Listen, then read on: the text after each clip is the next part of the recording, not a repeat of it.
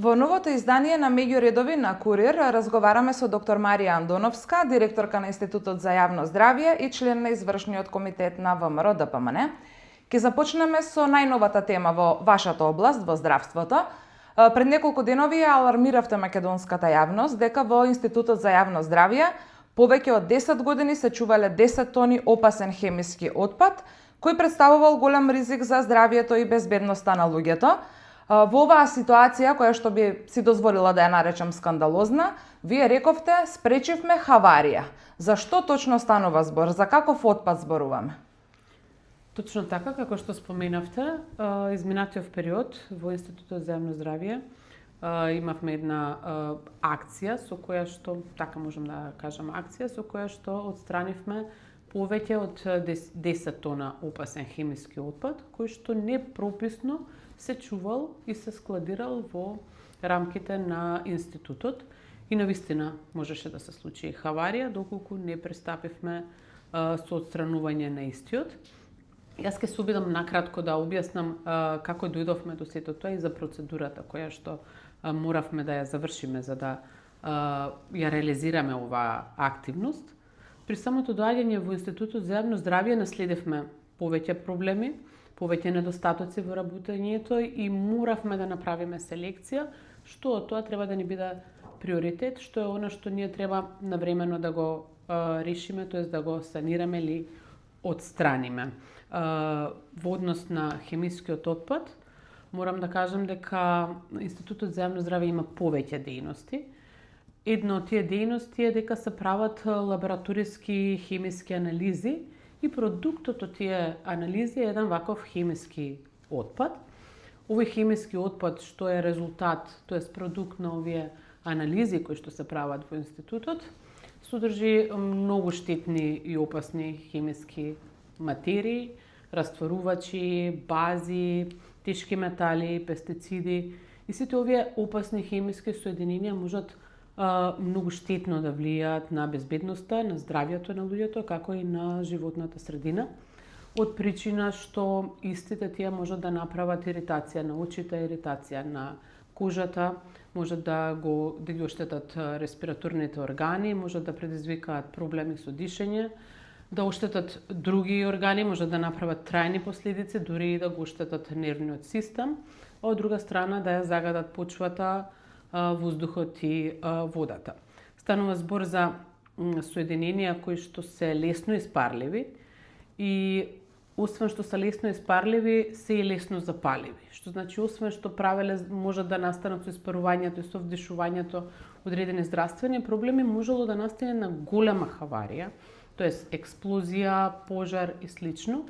А ако земеме во предвид фактот дека истите непрописно се чувале во некакви нестандардни простори кои што се наоѓаат во центарот на клиничкиот центар, помеѓу училишта, помеѓу средно училиште, помеѓу деканат на медицински факултет, помеѓу клиники, каде што има голема фреквенција на луѓе, замислете што можело да се случи доколку се зголемат температурите, бидејќи веќе не имало простор каде да се ставаат овие отпадоци, тоест овој хемиски отпад, а воедно и има оштетување на просторијата каде што се чуваа, така да постоеше голема опасност при изголемување на температурите да настане некоја експлозија или испарување на овие материи. Така да, затоа споменав дека оценивме дека ова мора да ни биде приоритет и да го решиме што побрзо. За жал не најдовме ниту упатства за управување со отпадот, па моравме и тоа да го правиме. Ги алармиравме сите надлежни институции. Информацијата ја проследевме дури на влада, каде што добивме одредени насоки, напатствија, тоа најбрзо можно и безбедно сепак да биде отстрането, да најдеме решение за истото. Се формира одредени комисии, каде што членува представници од повеќе државни институции, експерти кои што се во оваа област, се направи еден оперативен план и се спроведе една акција која што морам да кажам дека не беше ниту малку лесна. И во оваа прилика ја користам да се заблагодарам за сите оние кои што беа вклучени во оваа активност, како и дел од вработените во институтот, за да можеме сето ова безбедно да го завршиме.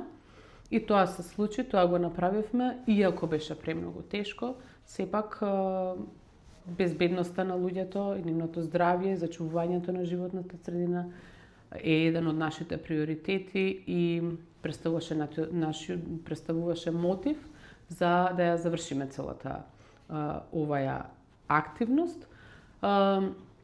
Така да јас се заблагодарив и не само што успеавме да го отстраниме отпадот, туку воспоставивме и систем, бидејќи како што споменав, тоа се хемиски отпадоци кои што речиси секојдневно се продукт на анализите кои што се прават во овој институт.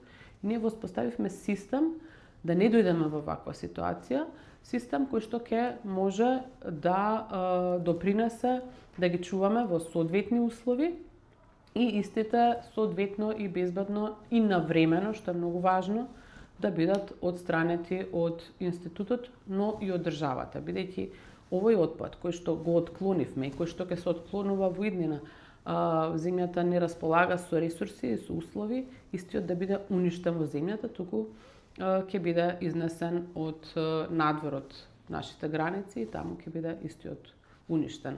После целава ова завршена активност, која што морам да кажам дека е успешна од причина што не само што го решивме трајно проблемот, туку и спречивме голема хаварија, бидејќи некако постои пракса овде да се реагира откако ќе се случи проблемот. Но ние реагиравме кога го видовме проблемот. Среќа што во изминативе години не се случило нешто пострашно, но представувало сериозен ризик.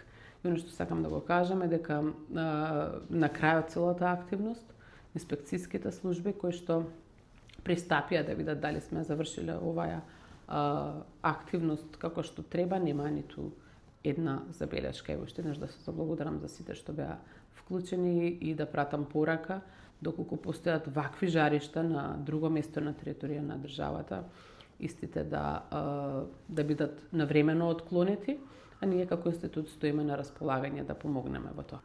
Институтот за јавно здравје будно ја следи состојбата со грипот.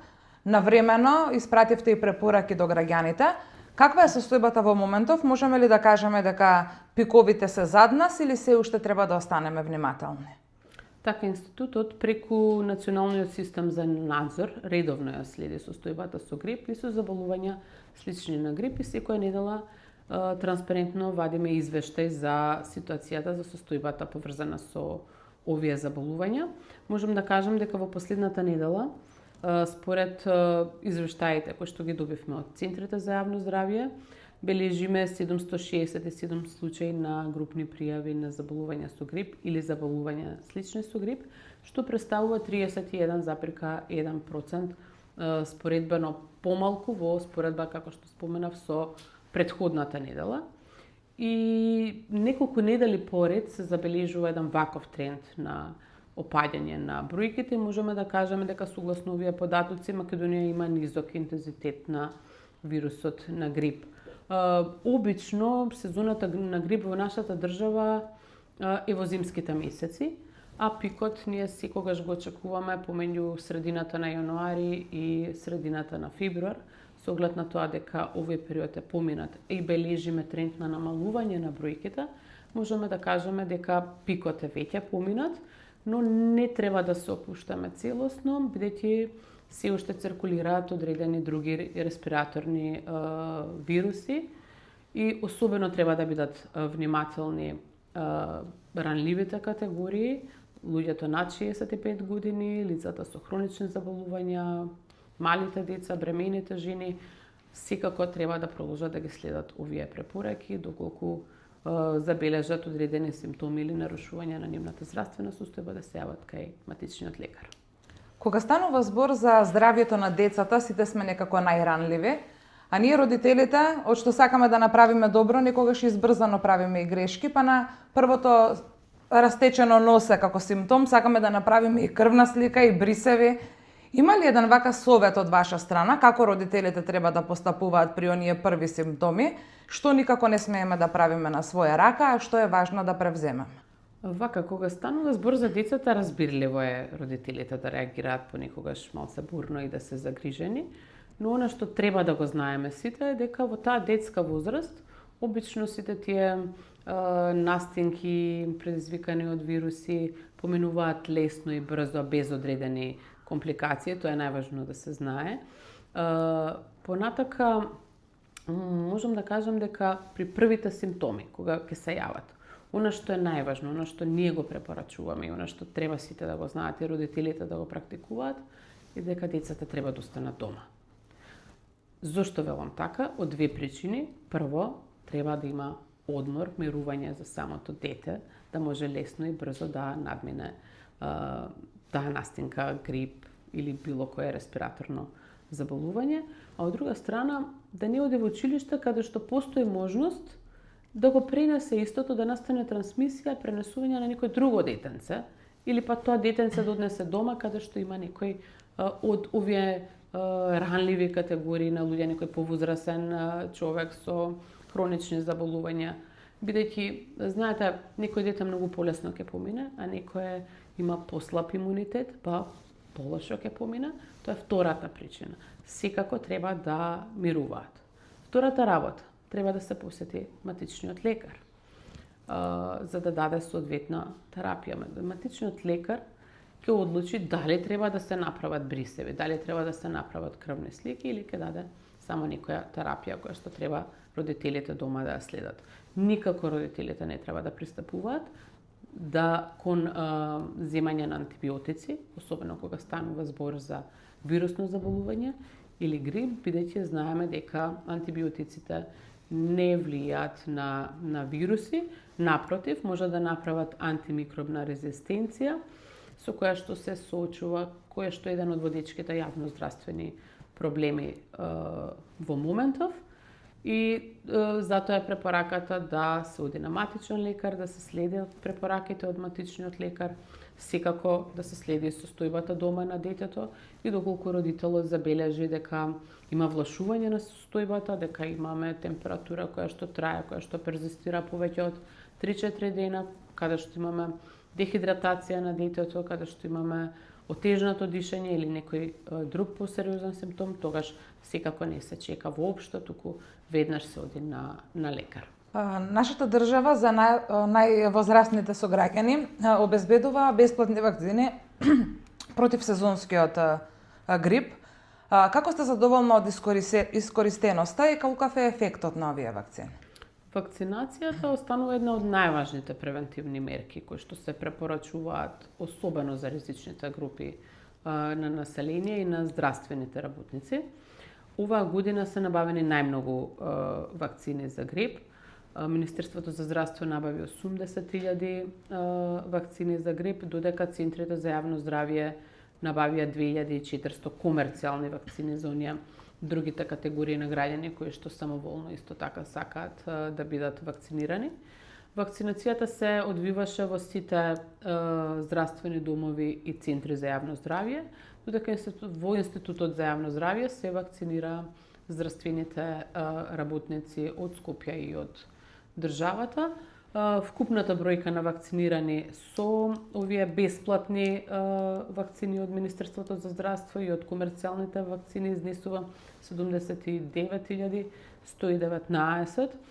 Практично имаме голема искористеност на набавените вакцини. И важно е да се нагласи дека вакцината не секогаш во целосно може да ја спречи инфекцијата, но сериозно може да придонесе да се намали ризикот од некаква компликација или од потешка форма на заболувањето. Затоа сметаме дека најефикасниот начин за лична и колективна заштита од грип се вакцините од грип. Дел од граѓаните можеби не знаат какви се испитувања може да се направат во рамки на Институтот за јавно здравје, па дел од нив ги плаќаат по приватните лаборатории. Може ли да не информирате кои се здравствени услуги се достапни тука за македонските граѓани? Така, како што споменав на почетокот, Институтот за јавно здравје има повеќе дејности, освен што има промотивни кампањи во однос на подигнувањето на свеста од одредени заболувања кои што може да бидат заразни или не заразни. Има научно-истражувачка дејност, понатака имаме микробиолошки лаборатории, каде што имаме бактериологија, вирусологија, паразитологија, каде што може да се направат буквално сите лабораториски испитувања во овие наши лаборатории. Понатака се испитува одреден квалитет на храна, квалитет на вода, лекови, дозиметри се читаат во нашиот институт и така натаму. Значи има многу широка палета на испитувања. Она што би сакала во оваа прилика да го напоменам е дека ние не остануваме на овие анализи кои што се секојдневие и кои што ги практикуваат граѓаните, кои што можат да дојдат супат од матичен лекар или само иницијативно. Ги прошируваме во континуитет палетите и гледаме сите оние работи кои што досега сме ги немале во некоја од државните лаборатории, вклучително и во Институтот за јавно здравје, да можеме да им ги доближиме на граѓаните, тоест на пациентите, бидејќи не секој има можност на приватно да плати толку високи суми, затоа можат да дојдат во нашиот институт и за сега како институт располагаме со сите најнеопходни реагенси. Нови ни се вагиналниот микробиом, машкиот репродуктивен микробиом, понатака цревниот педиатриски микробиом, ХПВ-то повторно може после 15 години да го испитаат кај нас. Сите полови преносливи болести можат, тоа се новините, но сепак се остануваат оние бриз од грло, бриз од нос, од очи, од кожа, уринокултури, да не набројувам, значи тоа е една широка палета кои што можат во секое време да испитаат, тргнувајќи од фактот дека не секогаш граѓаните можат да дојдат во прва смена. Ние како институт воведовме и втора смена и сега сме прва државна лабораторија која што врши испитување и микробиолошки анализи и во втора смена, за да можат граѓаните после работа, доколку имаат потреба да дојдат во институтот и практично да направат дијагноза спрема упатот за кој што се испратени од матичниот лекар. Вие по професија сте доктор стоматолог. Можеме ли да испратиме на порака колку е важно оралното здравје, особено кај децата, да бидат здрави детските запчиња, па дури и оние млечните, на кои што треба исто така да им се обрне внимание? И нас како родители, како можеме да се вклучиме во тој процес? Од која возраст треба да почнеме да ги носиме на стоматолог? Така, значи, оралното здравје е дел од јавното здравје и не можеме да гледаме на него одделно и треба да има малце поголемо внимание да се посветува, бидејќи е како значајно. Споменавте што можат да направат родителите. Родителите имаат клучната улога кај децата. Често пати знаат да кажат, па немате потреба сега да се грижиме за млечните заби, бидејќи истите ќе се сменат, нели, ќе дојдат трајните заби, па нема потреба од толку хигиена, па нема потреба да одиме на стоматолог и така натаму. И на стоматолог доаѓаат тогаш кога кај детето ќе се јави болка, што е навистина доцна и не би требало да се практикува, затоа што млечните заби се како важни. Важни се од причина што тие се чувари на просторот за трајните заби. Важни се за развиток на вилицата, важни се за говорот кај детето, важни се за мастикацијата, за жвакањето, тоа придонесува во исхраната. И така да ние треба да дојдеме до оној процес на вистинска физиолошка смена. Треба да ги зачуваме, да ги негуваме млечните заби и да настане еден процес на физиолошка смена во времето кога што е одредено за тоа. Не треба да дозволиме да ги изгубиме порано. Токму тука родителите треба да имаат да посветат поголемо внимание, тоест треба да ги едуцираат собствените деца за тоа, да се грижат, да ги воспостават оние дневни навики за миење на забите, за правилно читкање на забите, минимум 2 пати во текот на денот, наутро и навечер, да ги избегнат прекумерен внес на газирани пијалоци, на сладки пијалоци, на грецки кои што сметаат и пречат и можат да допринесат за појава на кариес кај децата, туку да ги воведат во ние здрави животни навики. Понатака исто така е важно да дојдат на стоматолог, да ги однесат своите деца на стоматолог пред да се јави некаков проблем со нивните заби. И сето тоа децата да го прифатат кроз игра, за кога ќе дојде на вистинската причина да посетат стоматолог, веќе да имаат воспоставена доверба, бидејќи знаете дека дури и возрастните кога идат на стоматолог имаат некое чувство на страф, а камоли децата. Затоа треба навремено да ги однесеме децата на стоматолог, пред да има проблем, да се запознаат што работи стоматологот, за кога ќе треба да дојдат да бидат порелаксирани и да го прифатат тоа. Секако дека и во иднина треба да продолжат, освен со правилното четкање, со правилната исхрана, треба да имаат минимум 2 пати во годината посета на стоматолог, кој што ќе каже дали има некоја потреба за санација или не. Морам да кажам дека во последните години има превентивни мерки. Децата дури од училиштата се носат еднаш годишно на стоматолог, но тоа не треба да остане единствениот начин кога се посетува стоматолог, туку и родителите треба настрана од овие посети да имаат други посети на стоматолог. Една од најактуелните теми во моментов е носењето на Законот за заштита од пушење. Институтот за јавно здравје активно е вклучен и во предфазата од кога беше најавен. Зошто според вас е важно Македонија да има еден ваков закон? Од што и кого треба да заштитиме? Институтот за јавно здравје направи неколку истражувања за штетноста од влијанието на тутунот и употребата на тутунот, како кај возрастната популација во државата, така и кај децата помеѓу 13 и 16 години. Практично ги посетивме скоро сите училишта во државата. Бројките кои што ги добивме и од едното и од другото истражување беа навистина фрапантни. И кога правите едни вакви истражувања, целта на овие истражувања се прават и резултатите и анализите кои што ги добиваме се од единствена причина да се пристапи кон одредени мерки кои што би ги исправиле тие бројки. Би биле предуслов за формирање на одредени здравствени политики во државата, така да овие бројки беа едни од тригерот кој што не потекна малце погласно да зборуваме на оваа тема како институт. За среќа се вклучија и други институции. Морам да кажам дека да решите еден ваков јавно-здравствен проблем, зашто велам дека е јавно-здравствен проблем, од причина што знаеме дека тутунот е еден од водечките фактори за заболувања во државата, респираторни заболувања, кардиолошки заболувања, други метаболни заболувања, карциномот, така да создава еден голем јавно-здравствен терет и навистина мора да се пристапи кон негово решавање. Решението не би бил само промена на закон. Тоа е само дел од она што ние како држава или било која држава треба да го направи, доколку сакаме да го решиме проблемот, тоест да намалиме стапката на пушачи во државата, но и да допринесеме оние кои што веќе пушат, да создадеме услови истите да се откажат од пушењето. Како што кажав, цела ова работа поврзана со тутунот бара еден мултидисциплинарен пристап.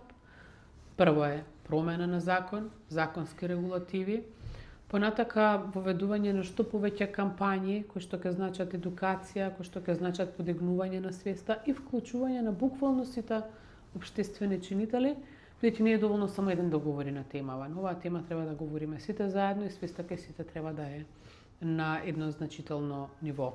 Понатака, како што споменав, треба да создадеме услови и на оние кои што веќе пушат да можат да се одвикнат од пушењето.